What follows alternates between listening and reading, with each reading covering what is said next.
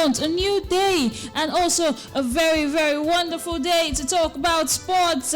Every day is a new day. We're grateful for February and actually March, and now we are in April. Yes, January is long gone, and of course we are now in April. Now let us talk about what is going on. But actually, to start this April on a very, very sad note, yes, Nigerian boxer has died in Ghana. Who are we talking about? It is Olarinwaju Gabriel Oluwasegun, yes, aka Success. He sadly passed away at 40 years on Saturday night, actually. Now, talking about the fight that happened in Ghana. Now, Olarinwaju Gabriel was also a former Nigerian light heavyweight champion. Yes, that was a title he won on Christmas Eve against David Cosmos in 2021. And he was also the former West African Boxing Union champion. Yes, the lightweight title. He won that also in 2023, September of 2023, against Simon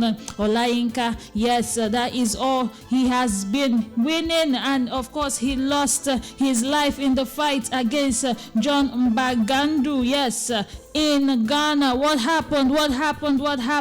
This is quite a very sad note for Nigerians. Now, it was said that in the last 15 seconds before the end of the third round, now Gabriel actually did fall. He actually collapsed and was unconscious towards the last 15 seconds of the third round, and he fell. He was unconscious before the referee actually called for the medical team to come and try to revive him, but he was unable to regain consciousness. He was rushed to the hospital, and it was said that he died. He was pronounced dead 30 minutes later. Yes, at 40 years of age, he has been one of Nigeria's and also West Africa's, if not West Africa's, best boxers, I would say, one of the best in the last decade. Now, there are controversies surrounding his death.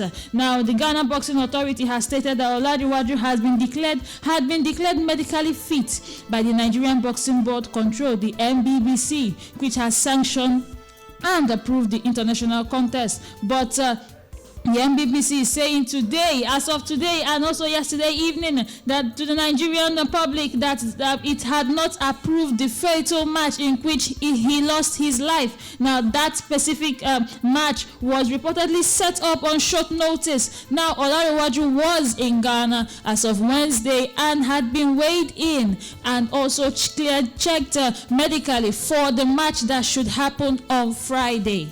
But that particular boxing match did not occur, so he actually did decide to leave Ghana. On his way out of Ghana, there was another arrangement, and it was rescheduled by the organizers, and now he had a new contender, and he actually did come back to fight.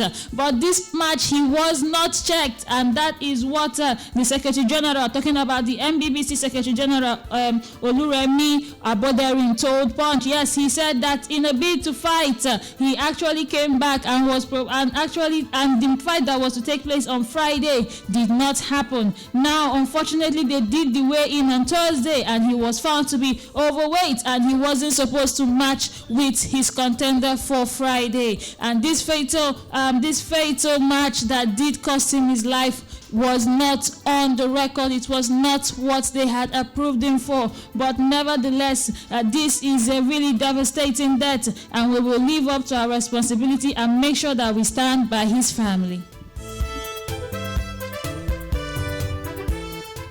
Now, of course, we are saying a very, very big, we're sending our condolences to his family, and also saying may his soul rest in peace for all he has done for the country and also for West Africa, knowing that he has been one of the boxers who has actually brought Africa to the limelight, doing a lot for the African continent. Gabriel, may you rest in peace. Now, of course, we also have to talk about what is going on in Nigeria. Yes, we still have to talk about what is going on in the President's Confederation Cup. Yes, that is the President's Confederation Cup that will be coming up from tomorrow. Now, this is going to take place tomorrow and, of course, the 3rd of April. Yes, El Kanemi Warriors representing Borno State will be taking on Eyimba at Bari, Abuja by 4 p.m. Abakaliki FC will be facing Castina United in Area 3 Abuja by 4 p.m. as well tomorrow, the 2nd of April. Now we have Nasarawa United taking on Ijele FC of Enugu in Ayimba by 10 a.m. Bayelsa United will face FC Basira of Nasarawa at Ahmadu Bello Stadium, Kaduna by 4 p.m. Now Warri Wolves will be taking on Shooting Stars, but they are already through. Yes, they are the first team to go through from this round of 32. Why? Because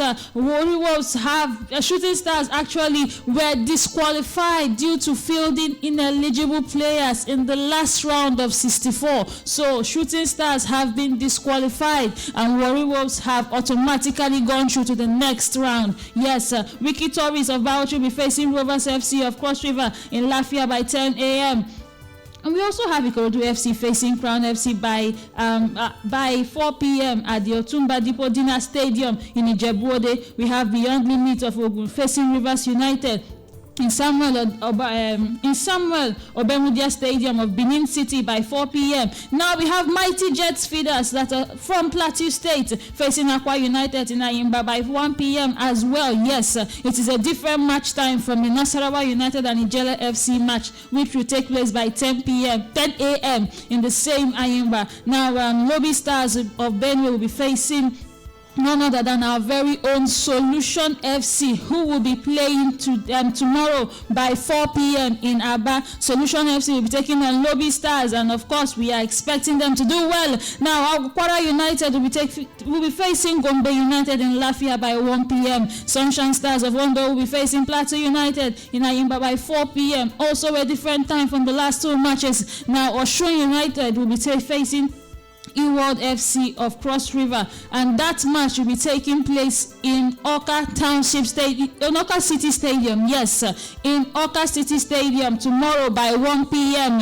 Osun United will be facing E-World FC of Cross River. Bendel Insurance will be facing Adamawa United in Lafia by 4 p.m. Now also we have another match in Oka City Stadium, talking about Heartland of Imo State facing Rangers International, the Flying Antelopes in Oka City Stadium, also by 4 p.m. Yes, there will be two matches right here in Oka. That would be Osun United taking on E-World FC. That will be by 1 p.m. and Heartland will be taking on Rangers by 4 p.m. Now we also have Inter Lagos taking on Junior Damburan of Castina. Yes, and that match will be taking place on the 3rd. It will not happen tomorrow. It will be happening on the 3rd of April, and that will be happening at Ayimba by 4 p.m. as well. And these are the fixtures we have for the President Federation Cup. Yes, and this is of course one of the major trophies you'll be winning in Nigeria, and there are a lot of matches to see. This is the round of 32, and we are hoping that the best team come out of course on top. Very big good luck to Solution FC, who will be playing against Lobby Stars in Aba by 4 p.m. tomorrow. We are wishing them all the best, and I hope they come back with victory.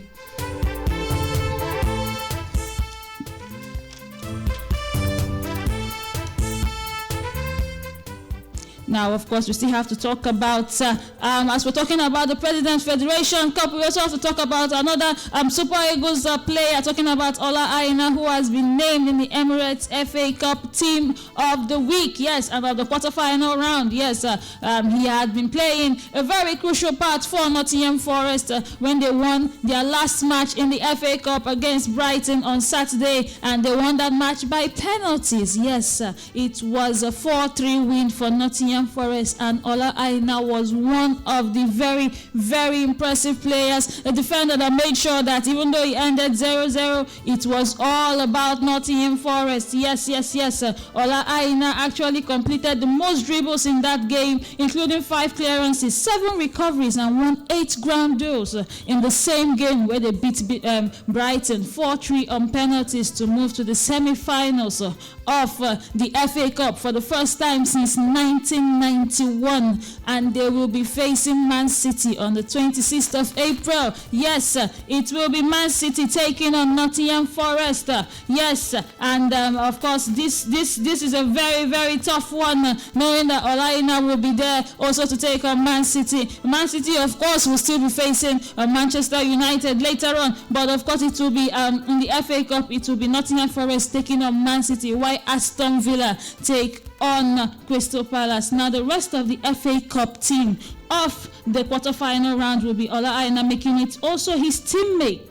Yes, we have Milinkovic also being there on the team as a defender. Kepa made it also as the goalkeeper for Bournemouth, and we have Lacroix of Crystal Palace. We have Estupinan of Brighton, Kamara of Aston Villa, Rogers also made it, Marcus Rashford, Ramsey, and of course we have Eberechies of Crystal Palace and Lemar of Crystal Palace completing the lineup for the team of the week and of the quarter-final round in the FA Cup.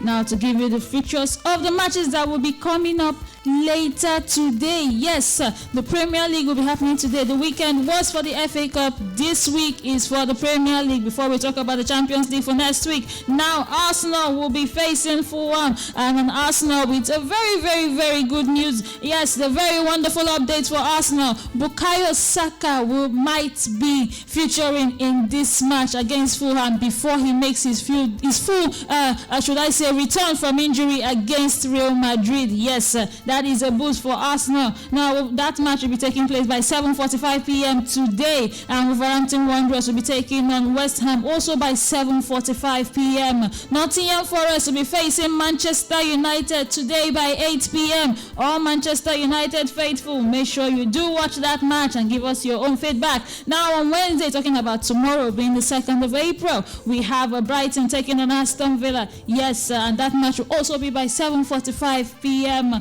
Newcastle will be facing Brentford by the same time. Bournemouth will be facing Ipswich at home. Manchester City will be facing Leicester at home in the Etihad, without an Erling Haaland. Yes, Erling Haaland has been confirmed to be out for an indefinite period of time with a left ankle injury. Now, of course, they know that he might not be available for several matches, the remaining matches of this season, but they are hoping that he will be available for Manchester City during the Club World Cup tournament that will be happening later on in the season. Well, we're giving them all the best, and we're saying Haaland should actually come back and actually keep scoring goals. And we also have, of course, talking about Manchester United match, like I said, coming up by 8 p.m. today, and Bruno Fernandes is expected to lead his red team.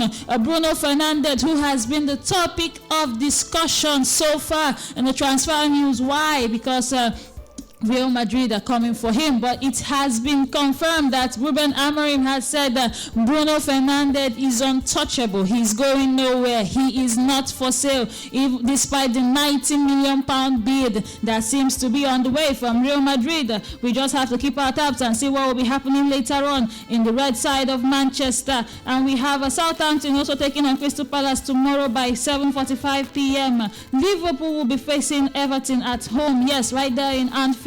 And then the match of the week will be on Thursday. To be Chelsea taking on Tottenham. And let's see what will happen with Maresca's boys. The boys in blue will be at home to face Tottenham and also give us a very, very nice show, I should say. Now, of course, still taking the top place in the table would be Liverpool. They are still topping with 70 points, and it seems they're running away with this league already. And then there is Arsenal. Arsenal is coming second with 58 points. Nottingham Forest, they are third with 54 points. Chelsea, they are fourth on the log, and of course, they are having 49 points. And Manchester City, they are running up the top five, having 48 points as well. Yes, and of course, if we go to the bottom half of the league, we have from the 11th place will be Brentford having 41 points. Crystal Palace are coming 12th with 39 points. Manchester United finally coming up to 13th position. They are having 37 points. Tottenham are having They are 14th on the log with 34 points. Everton are 15th with 34 points as well. And with bottom of the league, we have Southampton, who are still having 9 points after playing 29 games, and they have a goal difference of minus 49. And in 19th place to be Leicester City. They are having 17 points and they're having goal difference of minus 40. And Ipswich are having 17 points, 18th on the log, and they're having minus 34 points as well. And with this, we come to the end of our sports drive today. I am your host, yes, your Wonder Woman on the Sports Airways, Uchenna Diana Onoburg. See you some other time. Bye for now.